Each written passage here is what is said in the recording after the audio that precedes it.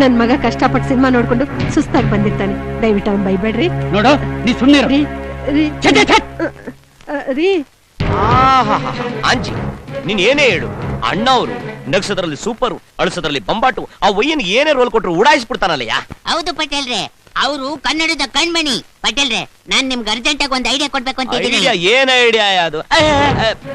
ಈಗ ನಾವು ನೋಡ್ಕೊಂಡ್ ಬಂದ್ವಲ್ಲ ಟೆಂಟ್ನಲ್ ಸಿನಿಮಾ, ಅಣ್ಣವ್ರ ಕಂಡಿದ್ರಲ್ಲ ಆ ತರದೊಂದು ನೀವು ಡ್ರೆಸ್ ಹೊಡ್ಸ್ಕೋಬೇಕು.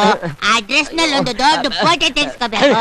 ಆ ಫೋಟೋನ ತಗೊಂಬಂದು ನೀವು ಮನೆಗೆ ಅಯ್ಯಪ್ಪ ಹಂಗಂತ ನಾನ್ ಹೇಳಿಲ್ಲ.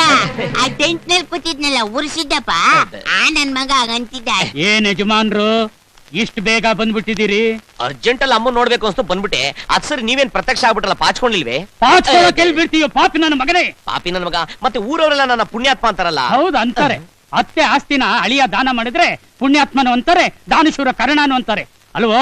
ಈಗ ದಿನ 1000 ರೂಪಾಯಿ ಬೋಡಿಸ್ತಾ ಇದ್ದೀಯಲ್ಲ, ನಿನ್ ತಲೆಯಲ್ಲಿ ಬುದ್ಧಿಗಿದ್ದಿದ್ಯಾ? ಬೋಡ್ಸಕ್ಕೆ ಬುದ್ಧಿ ಯಾಕು ಬೇಕು ಪಿತಾಮಹ? ಬ್ಲೇಡ್ ಇದ್ರೆ ಸಾಲ್ದೆ. ಯಾಕೆ ಮಗನೇ ಇಷ್ಟೊತ್ತು?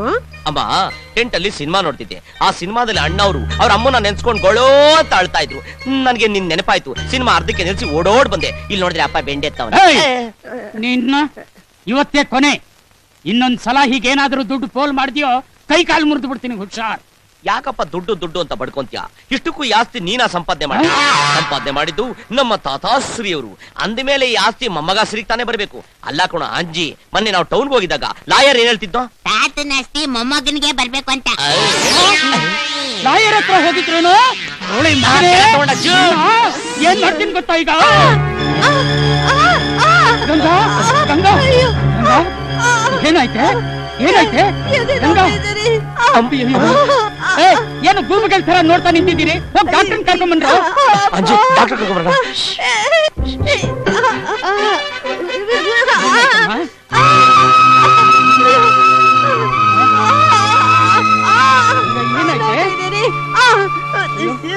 ಅಂಜಿ ಆಕ್ಟ್ ಮಾಡೋದ್ರಲ್ಲಿ ಅಣ್ಣವರೇ ಫಸ್ಟ್, ನಮ್ಮಮ್ಮನೇ ಸೆಕೆಂಡ್.